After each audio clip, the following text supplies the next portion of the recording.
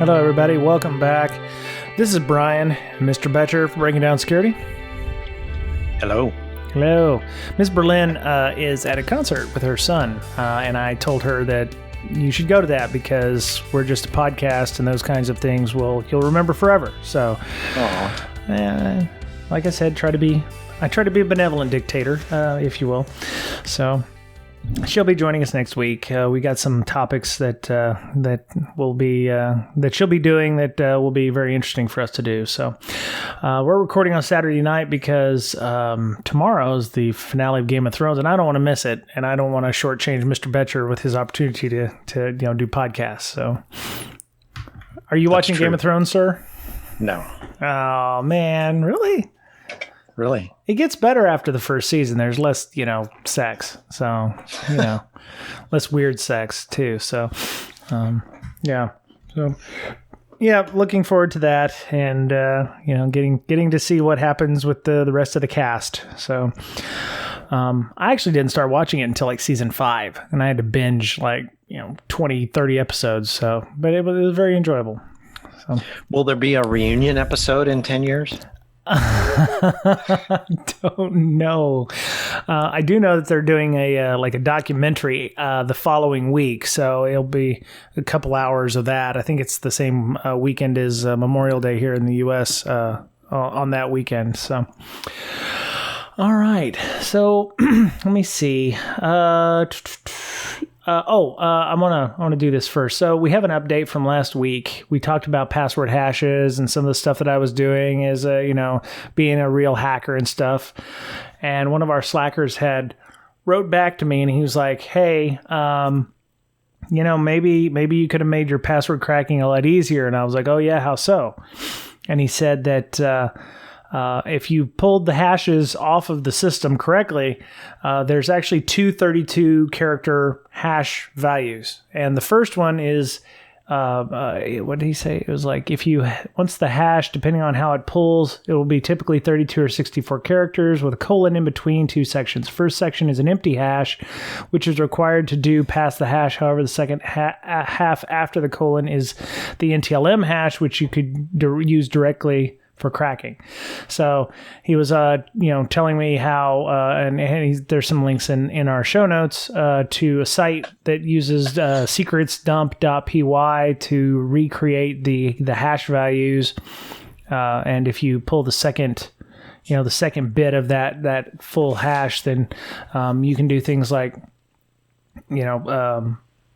cracking it. So let me pull that up. Securus Global, I think, was the site with that. Yeah. So I had actually found this site, but I didn't bother going all the way down to look at the information that was in there. So he said you can crack the LM. It says you can crack the LM hashes, if any, using oftcrack. Check the NT hashes using JTR. Found out that John the Ripper, the newest versions of that, the jumbo version, will use FPGAs now, which is something that's taken them 6 years to do. 600 commits, 80 developers, so that you can use your ASIC, your flipped, was it FPGA? Shit. I saw it today just afternoon. I hate to go on a tangent with you, Mr. Betcher. I know you were like, "Oh, we didn't plan on this." Field programmable gate arrays. So that's the stuff that, all the Bitcoin people like using, other than GPUs because they're faster for computing hashes. What is that? It's not in a GPU. What is that? Quantum computers or what? No, he said, according to Wikipedia, they're saying these are field programmable. They're they use specific hardware description languages, ASIC, application specific integrated circuits. So they're integrated circuits. It's a piece of hardware. It's a piece of hardware. Yeah. Okay. You can put a bunch of them together and then control them using like a Raspberry Pi to increase your cracking of the Bitcoins and the blockchains and hodl Lambos everywhere kind of thing, making it rain with the Lambos or whatever. So. Right. So it's like those Bitcoin mining rigs that they advertised, and you could only pay in Bitcoin, and it took 8 weeks to ship it. So right. I guess they would use it for 7 weeks with your money, and then they would ship it after 7 weeks when it was useless. Yeah. At that point, because the hashing gets harder as Right. time goes on, as more are mined. Yep. It gets harder. So Yep. they'll mine with a thing you bought for 7 weeks, and then after the 7th week, they would ship it to you when it's no longer as useful as it once was. That's hilarious. That was a Yeah. whole scheme. Yeah, but apparently you can use John the Ripper with these things to gain an edge on at least some of the hashes out there, like SHA-256 and those.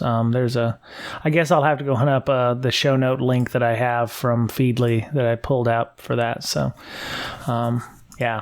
Sorry to go on a rant there. So, but yeah, so his, where is it? Thomas Henry, one of our slackers, hooked me up with that information and told me that I may have been cracking those hashes incorrectly. So, well, maybe. Yeah. I mean, if you're in the tax side, then yeah, you should definitely learn about crypto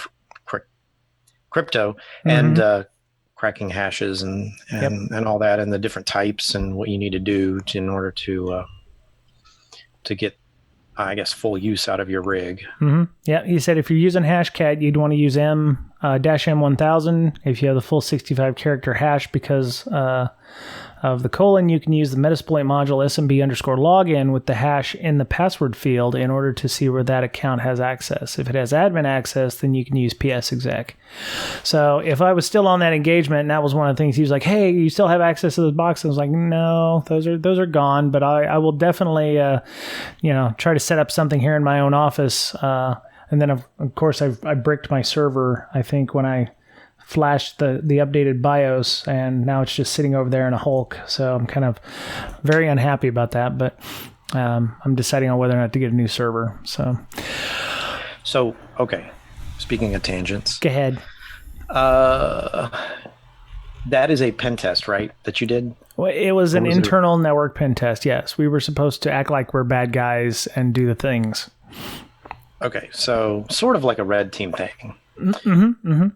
So you had to issue a report, right? Oh, yeah. Yeah, I'm still waiting for a customer to come back telling me that my report sucks, because it was me and like 3 other testers, and I was being an IC in this case, an individual contributor. So I was actually helping with some of the testing.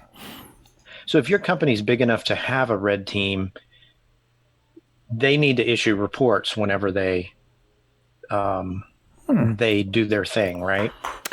So they get an initiative and they say, okay, we're gonna do X, Y, and Z. Now this is internal to them. Right. They do that, and then I guess they high five each other and move on to the next thing, right? Well, I mean, it depends on what the objective was. If they're just, hey, here's a thing, let's poke at it for a bit. If they have some kind of carte blanche to be able to do so, I would say as an internal red team, I would have a deliverable, because yes, you owned all these things, but how do you?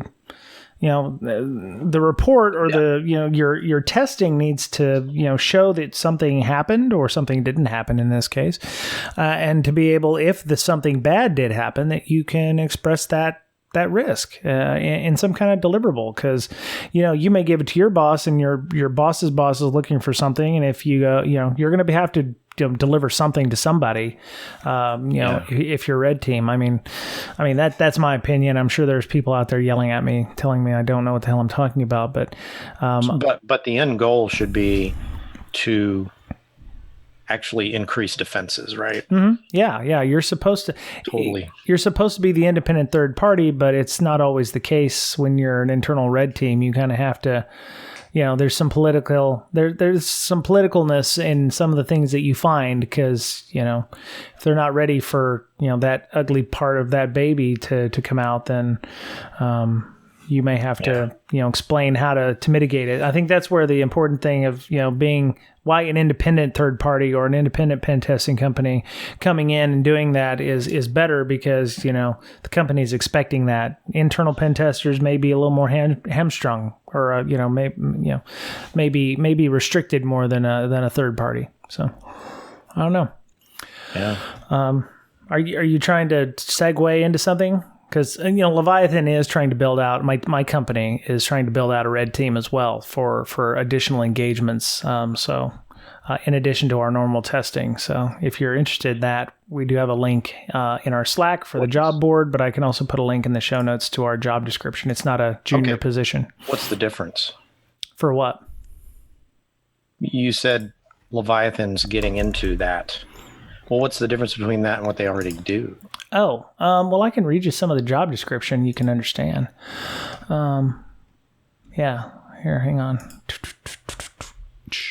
All right, so open positions, red team practice lead. So we believe the Attack MITRE framework will provide foundations required to provide meaningful insights about the efficacy of security controls and the resilience of information systems. We're seeking a leader and mentor to establish and help establish a service line focused on providing our clients with data required to make measured improvements to the security operations. I thought you could just give me a one-liner.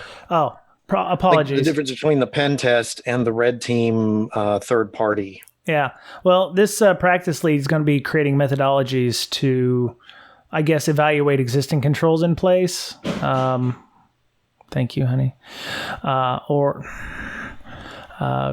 It's so we're going to be using the attack framework to help with traditional pen testing and also maybe to have like maybe staff aug kind of thing. So there's a fair bit of travel on this. So you'd go into the company, you'd be, an insider, or you'd do more I think it's probably internal pen tests versus, web app or API or REST stuff. So. Gotcha. Yeah. Anyway. Thank you for allowing me to do that segue there. I appreciate that. My boss will appreciate that too, Chad. Yes.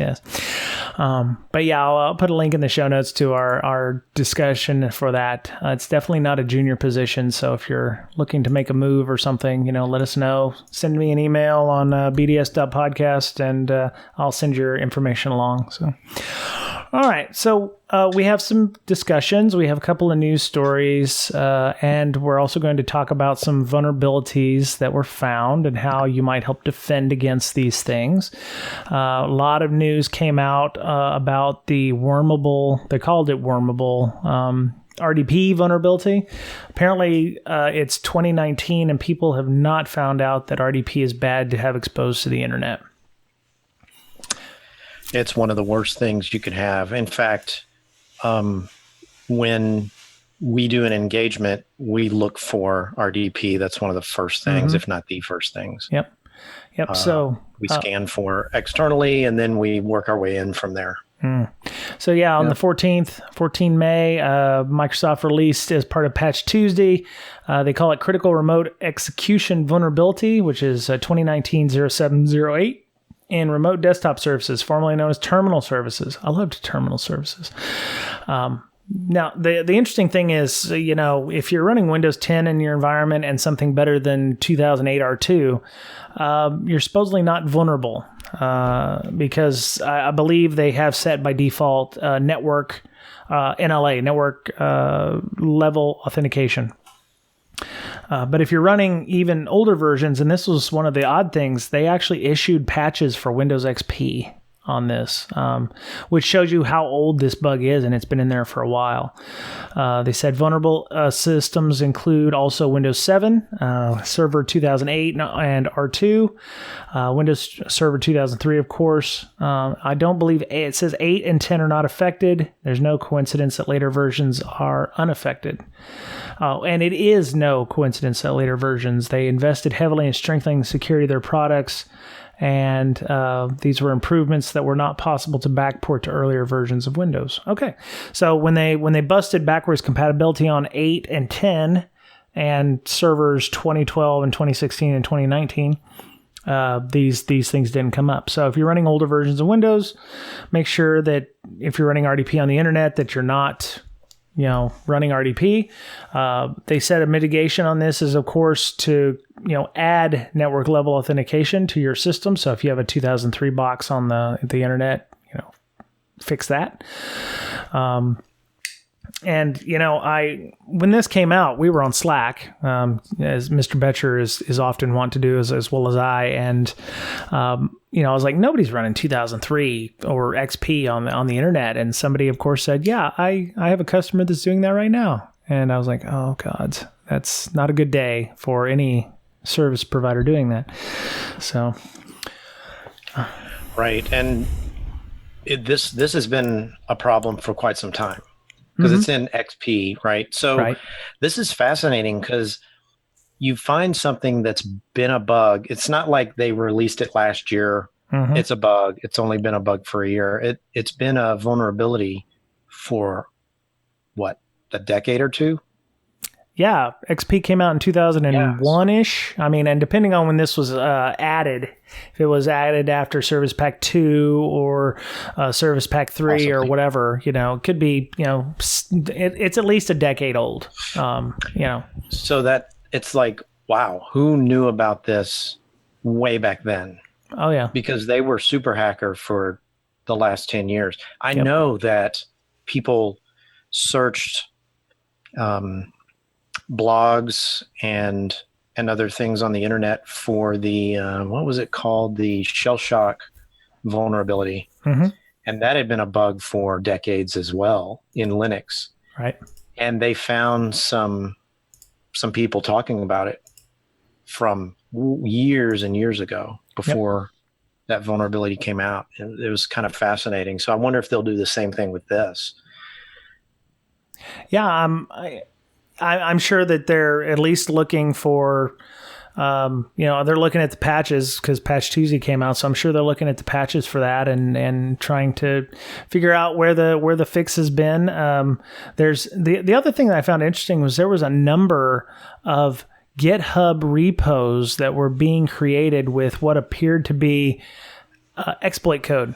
So there was a number of them, and people were actually tracking these things on Twitter going, oh, here's another one that popped up, or oh, here's another one that popped up. And some of them were actually fake GitHub repos that had like fake code in them or, links to, Rickrolling and stuff. Because it was like, for some reason, everybody wanted to, find a proof of concept or code for this. So I found that it was interesting and different to see that kind of thing happen with this vulnerability. So let me ask. Let's come back to company X that actually needs to have RDP running for whatever reason, and it happens. How, other than setting up network level authentication, because that's a gimme that they need to do that to at least mitigate it. Let's say they have a Windows 2003 server box. That's not easy to upgrade. It's got it's a latchkey system. It's very important, business critical. And we need to allow World plus Dog to have RDP access to it. How would you go about securing that? VPN.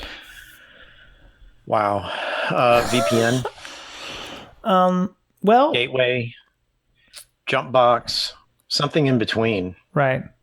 I mean, wow. Yeah. I would definitely think proxies. I found a link from, of all places, berkeley.edu, security.berkeley.edu, and they have resources on their site on how to secure RDP for system administrators. It's not bad. There's a gentleman, he says, special thanks to Forrest Smalley of IST for providing content and screenshots for this article. So good job, Forrest. Go for it. Go for it. Yeah, Forrest kicking an ass. So says this is actually a really good article. It's not bad. I mean, there was only one real weird thing that I was surprised was on here. We're going to go through a few of these. Of course, use strong passwords, update your software. Restrict access using firewalls, use firewalls to restrict access. And of course, enable network level authentication. It says Windows Vista 7 and 2008 server. And this was written obviously a little while ago. They do mention down here enabling on 2012 server, Windows 8 and Windows 10. So this isn't, it's, maybe 2, 3, 4 years old, but it's not bad. They say NLA should be enabled by default on 2012 server, Windows 8 and Windows 10. Which helps mitigate, like what we talked about with the vulnerabilities. And it says to check, you may look at group policy setting, require user auth for remote connections by using NLA, found in computer policies, Windows components, remote desktop services, remote desktop session host, and security. So it's a group policy that you can push out to all your boxes. If you're running GPOs or not, there's also, you could also use PowerShell to push that out to your boxes if need be. And there's a TechNet article on how to enable NLA if you're running 2008 server. limit users who can log into RDP. It may not always be possible.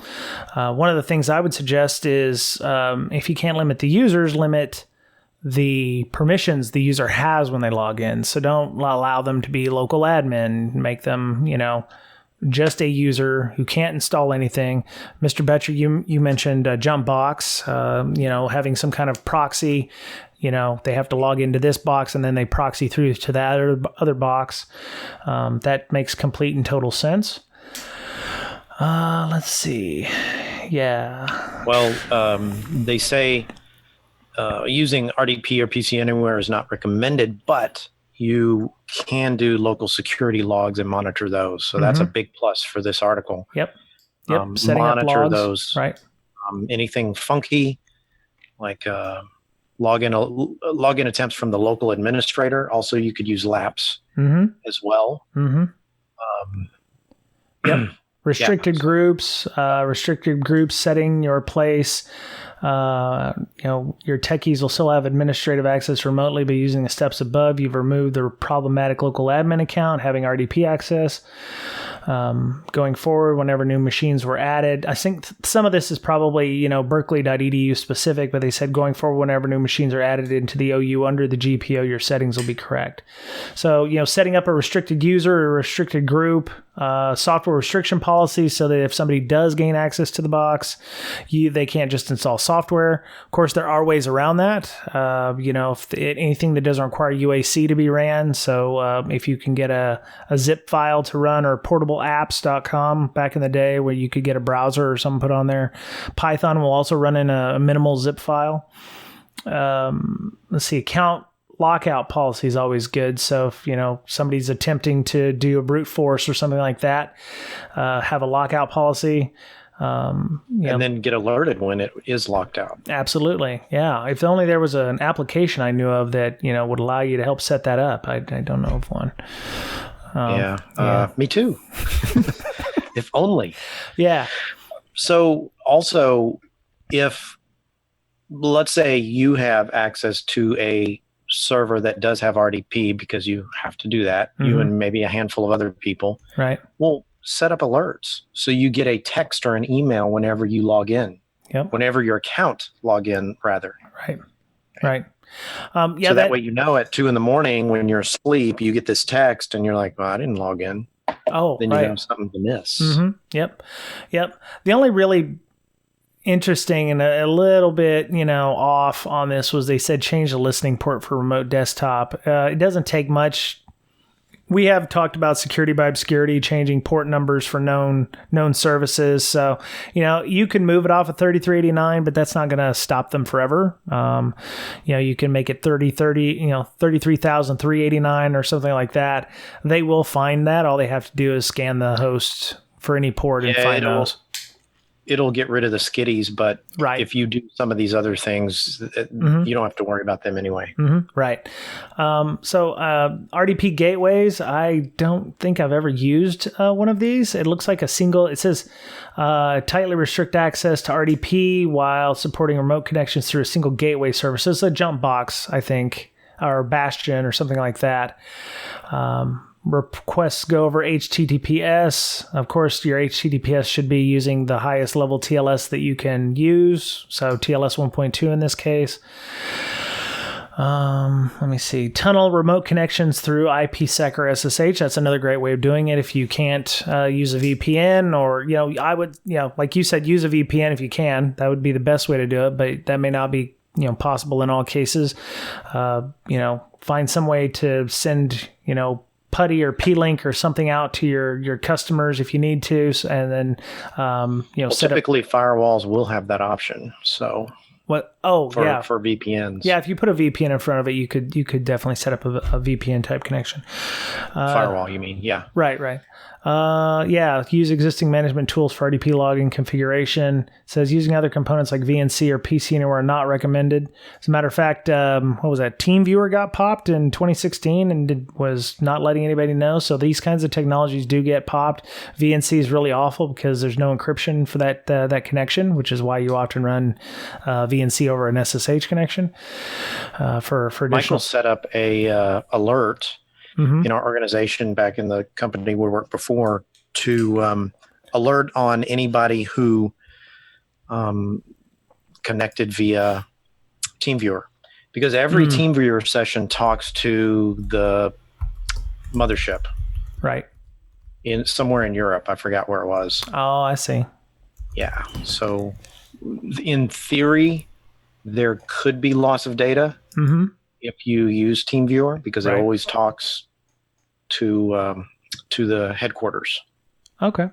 Oh, yeah, So, because one has to reach back out, and then you're reaching back to their servers and making the connection.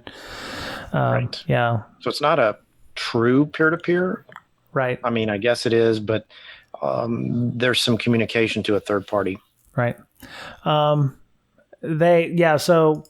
okay, well, where's the crap? I lost the slide. I was actually looking up what network access protection was, which is the last thing that they talk about implementing here. It said it's a Microsoft technology for controlling network access of a computer based on its health. Sounds like you would use for IP tables or whatever. They said the most recent operating computers with NAP client will have their health status evaluated upon establishing a network connection. NAP can restrict or deny network access to computers that are not in compliance. Sounds like a VPN thing where it does a host check to make sure you've got all your patches and that you're running everything.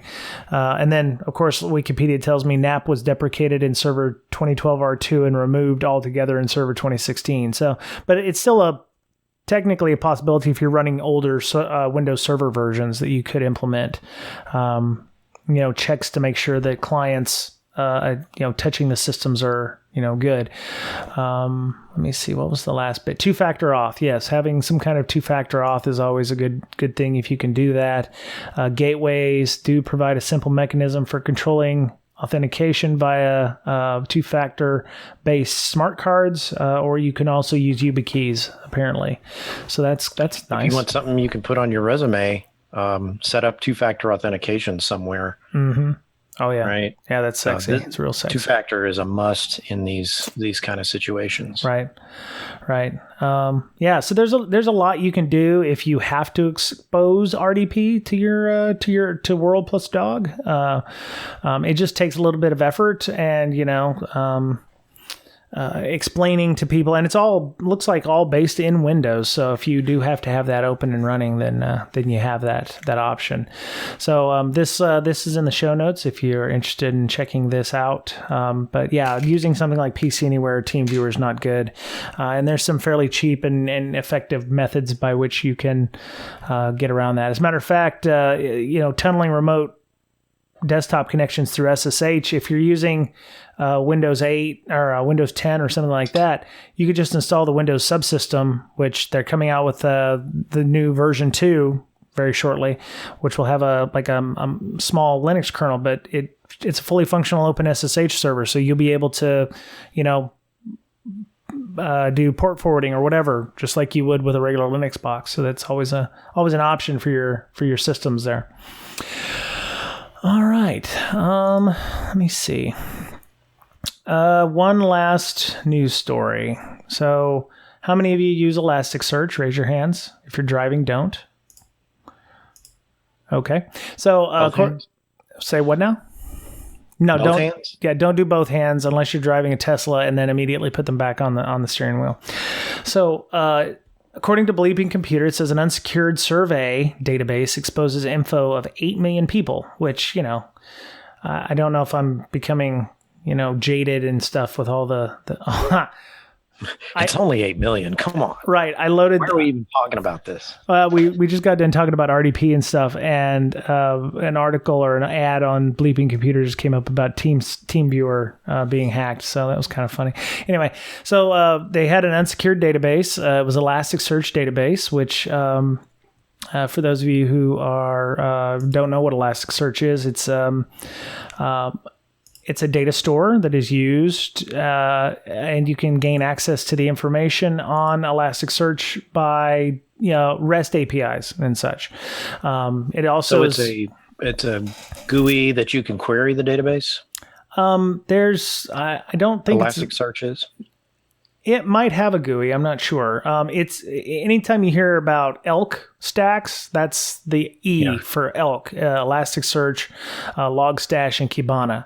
So those are, that's the E and Helk or, whatever system you're using for storing that information and being able to pull it up. And I'm sure there's some fancy dashboards and such. But so according to the system here, 8 million people were offered free product samples, a chance to enter sweepstakes or prizes by filling out a survey. So you had to provide personal information. This company, actually this person, Sanyam Jain, Jain, independent security researcher, member of GDI Foundation, discovered the unsecured database, exposing the personal information of 8 million people who submitted entries to these sites. So let's see, user, zip, country, gender, city, state, address, last name, is super admin, is admin. I wonder what you could do with that. Phone, date of birth, state, email, all that stuff was, how to contact them. So yeah, awesome. They also include the referrer page where the information was submitted from. So there's a number of different sites doing this stuff. And some of the survey examples were, click here to enter to get $12,000 in cash. So you had to fill out these surveys. Ultimately, I don't think anybody won, I would imagine. The only people who did win was the folks who got the information harvested. So. Right. Oh, so when it says unsecured database, what does unsecured mean? They didn't have a gateway or a two-factor authentication? It seems like that there was no authentication required. You could just run a REST command or something to get to it. So no passwords, no anything. Yeah, I was going back through here and making sure that was the case. Yeah,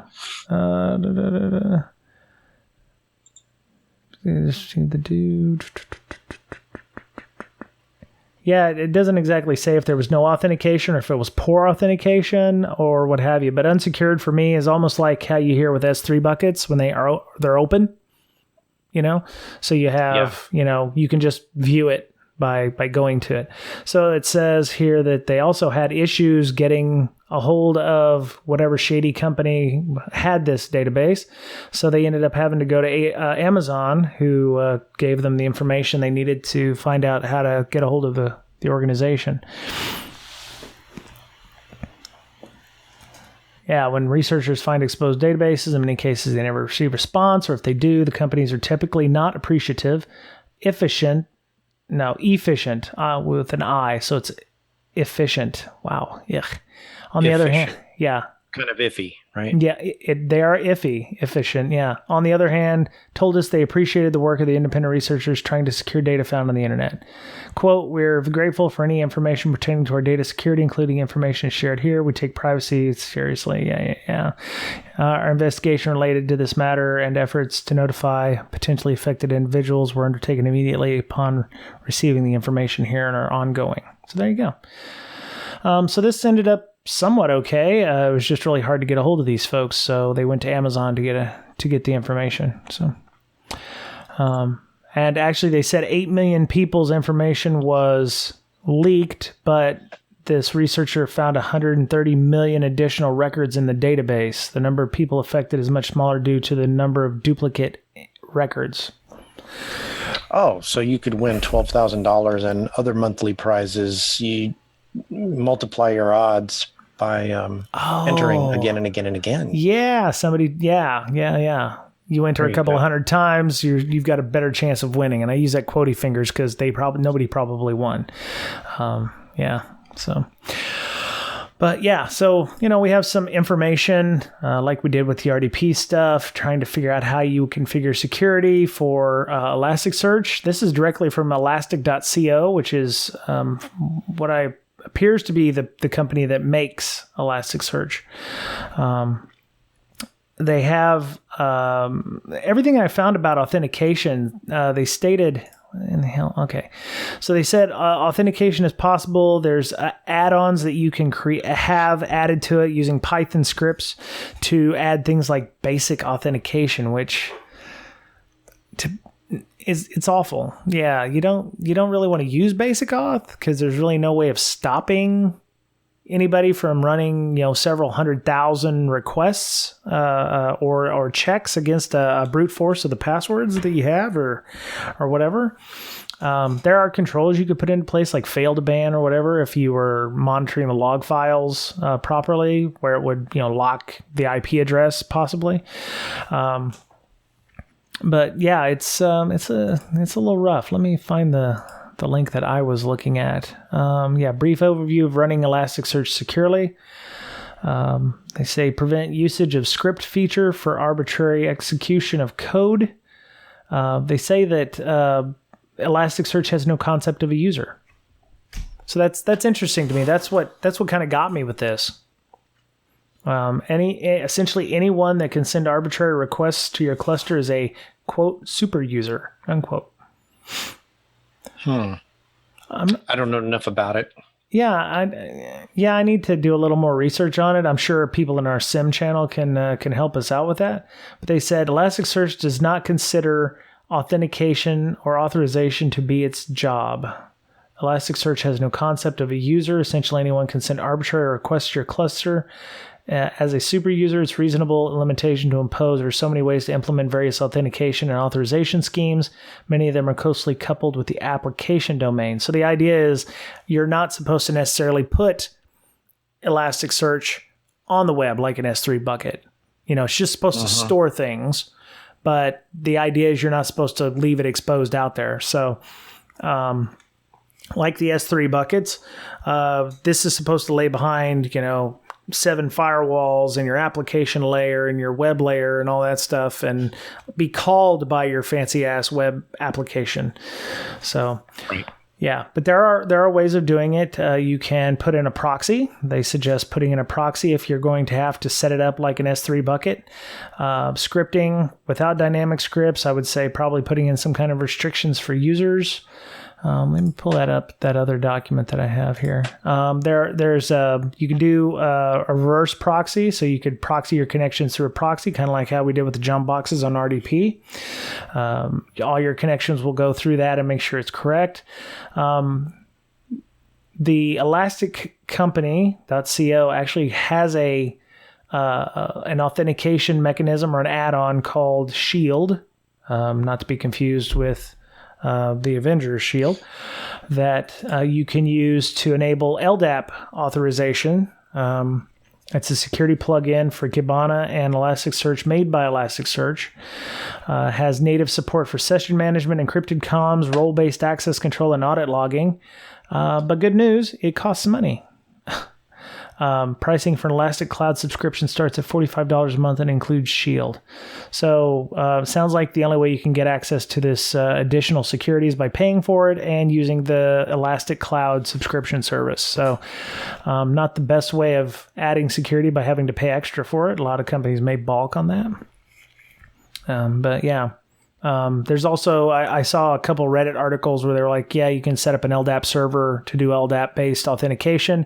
If you're doing LDAP-based authentication, you may be able to sync your LDAP server with Active Directory, for instance, and do proper authentication that way. Or if you have Google authentications or something, because once you set up LDAP and everything, you could probably set up 2-factor as well if that was something necessary. So yeah, there's a lot of good information on here. The mapper.com link that we have in our show notes talks about how to set up HTTP basic authentication if you really needed to do that.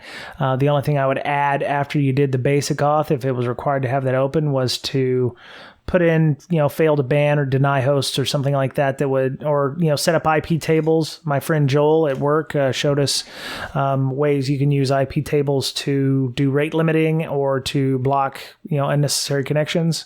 I'd really like to have him come on the show and talk about that because it was a really interesting training he gave for us using Berkeley packet filter and IP tables together to almost act like an endpoint security solution, like because the kernel has doesn't have regex in it, so you can make add-ons to take like your snort rules if you put regexes inside your kernel, and then take various strings that you would get for, say, authentication packets. And if it's not coming from a place you're used to or whatever, you can actually use IP tables to block traffic coming that way. So maybe I'll see if Joel wants to come on the show and talk about that. But it was a very interesting training he gave us the other day.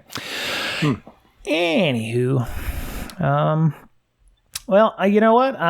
There's a lot more to talk about with Elasticsearch. If there's anybody out there who considers themselves an expert in Elasticsearch security, feel free to hit us up. We'd love to go a little more deeper on this.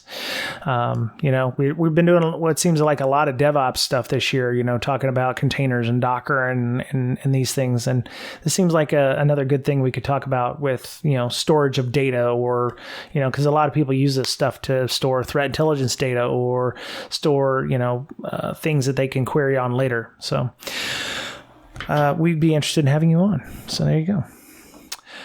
Mr. Betcher, do you have any other thoughts, questions, suggestions, things to talk about? Don't think so. Okay.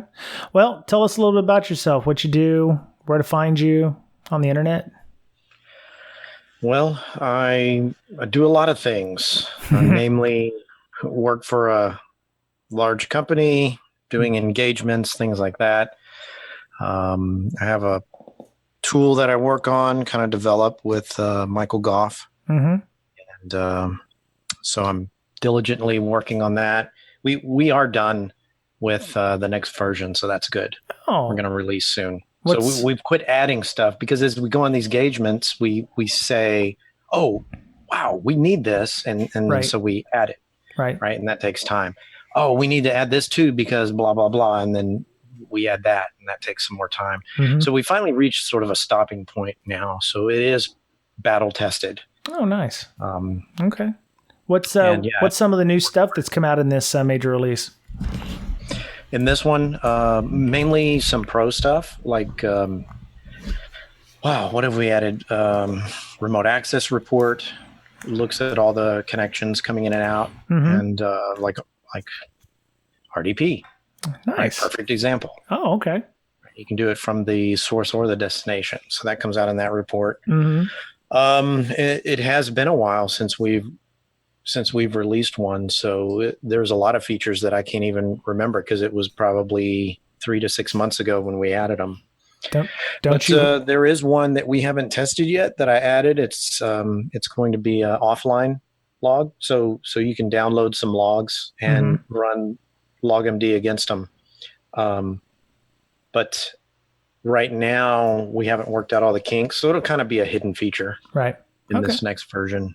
Very cool. So yeah, offline logging is in there. Nice. Lots of other things that we fixed. And, and there's a free version. I didn't have a list of things that we added, but yeah, anybody that's downloaded the free version, they'll get an email when it comes out. Nice. To download. Okay. All right. So how would people get a hold of you guys if they wanted to talk to you about LogMD or whatever? Yeah, that's on. Well, we do have a Slack channel. Yep. As part of Breaking Down Security, and also log-md.com. And my Twitter is @BetcherPwned, BOETTCHERPWNED. Yep. Did you go to B-Sides San Antonio recently too?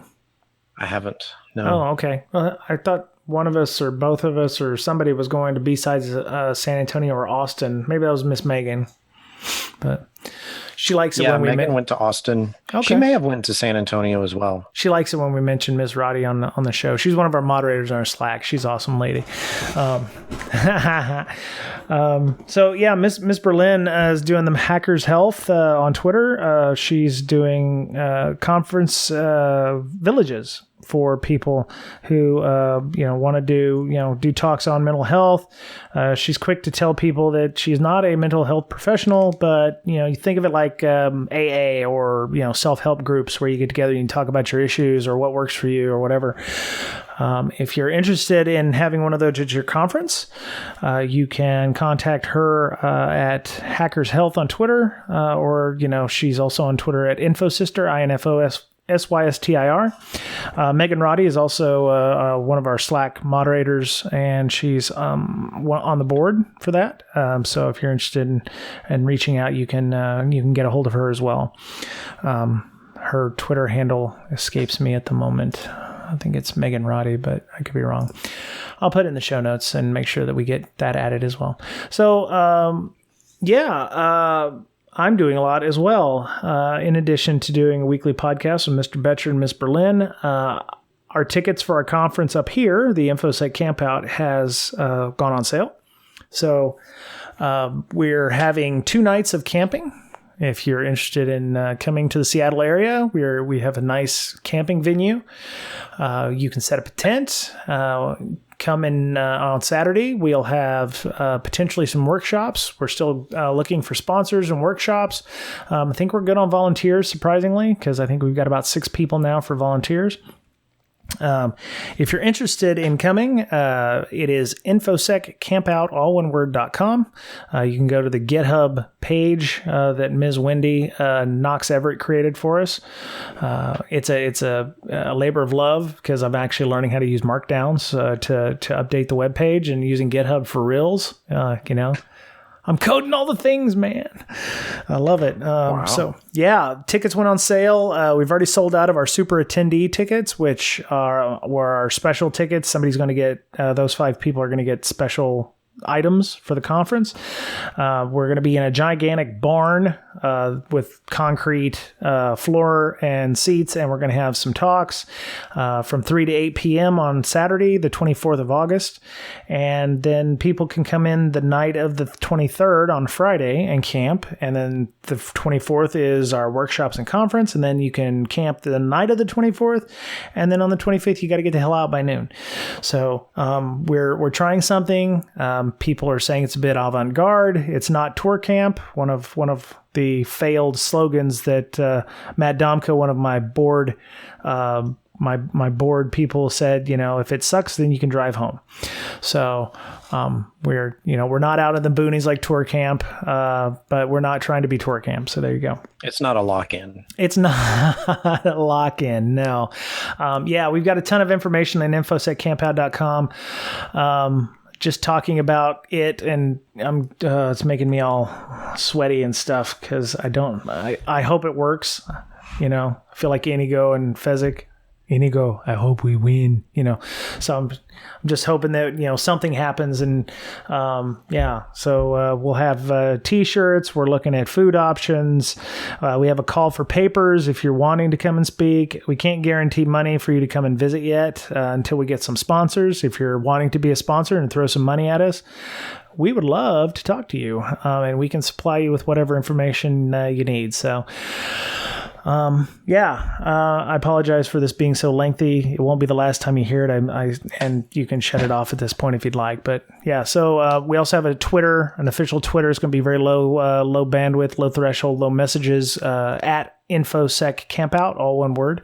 And this is at least sponsored by Brakesec Podcast, but it's pretty much out of our own pockets here. So we'd appreciate it if people want to come and give us some money. We have sponsor levels if you're interested in also finding out what you can do. If you pay enough, you can actually have naming rights to the venue during the conference or to the campsites. So let's say Symantec decided to throw down, a couple $1,000, they could have the Symantec campsite number 14 or whatever, that kind of thing. So, I thought it was kind of funny, but we'll see.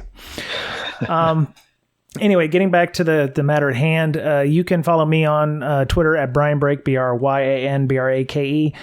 You can follow the podcast officially, Brakesec, Brakesec. And if you're in Seattle, I also do a local meetup called InfoSec East. First Wednesday of every month, we go and do either, we go to a local restaurant in the Bellevue, Renton, well, it's not Renton, actually, it's more Bellevue and Redmond areas, and get together, nice leisurely, chill atmosphere. People can talk and joke and do things. And then sometimes we'll have a venue where we have talks. Like last month, we had a talk with Jay Beal, who talked about Kubernetes security. We had him on the show just recently talking about Kubernetes security. So he kind of reprised some of that. He was talking about his damn vulnerable Kubernetes instance. So that's what damn vulnerable DVKI, I think, something like Diviki. Anyway. So if you're interested in that, we're on Twitter at CSEC East, SEASECEAST. There is a CSEC meetup as well. You can go and check them out on our Slack. I know Drew, he's a good dude. He's been starting doing things in Seattle proper. If you're interested in communicating and networking with other folks, we have a Slack. So you can join us. Invite is bds.podcast@gmail.com, or you can hit us up on Twitter at Brakesec, like I said earlier, and we'll get you an invite to that. So as if we don't have enough stuff left, book club is going on. So summer book club, David Sybuck is doing book club. He's taking a survey in our Slack. Currently, the survey going on, we're looking at doing either the Cuckoo's Egg or the Cult of the Dead Cow book. Those are both tied at 11 votes right now. Tribe of Hackers, which is a new book by that Marcus Carey and somebody last name of Jin put out, has 9 votes. We also have Breaking and Entering from Jeremy Smith. We Are Anonymous by Parmi Olson. Mastermind, Ratliff, and Cyber War by Richard Clark. Those are all of the ones we have on our survey right now. You can go in and vote once you join up. And I think June 4th is when that ends. We're going to be, they'll start reading in June is what they said. Okay. So, and if one last thing, if you are looking to do red teaming, or you want to get better at your CTF skills for competitions, we have a CTF club. We just started that back up, second week in a row. One of our Slacker, Pinkie Pie, or PonySec on our Slack, is doing that today. It's on Saturdays at 2 p.m. Eastern time. And he last week he did something on DLL injection. This week was library hijacking. Next week, he plans on having a speaker talking about something. I don't know what the topic is. I just invited that person to the Slack. So if you're interested in doing that, please feel free to get that invite and join us. Very, very helpful group, very educational, very entertaining kind of thing there. So, all right. I apologize for being so wordy. Most of you probably already stopped listening. But there you go. That was it for this week on Breaking Down Security. Mr. Betcher, it's been a pleasure as always talking to you, sir. I never get tired of hearing your dulcet tones. Likewise. Yes, thank you. And Miss Berlin will be back next week. We do miss her, but like I said, family comes first here at Brakesec World Headquarters. So that was it. I said, have a great week. Be kind to one another. Be nice to yourself because you're the only you have, and we'll talk to you again soon. Bye-bye.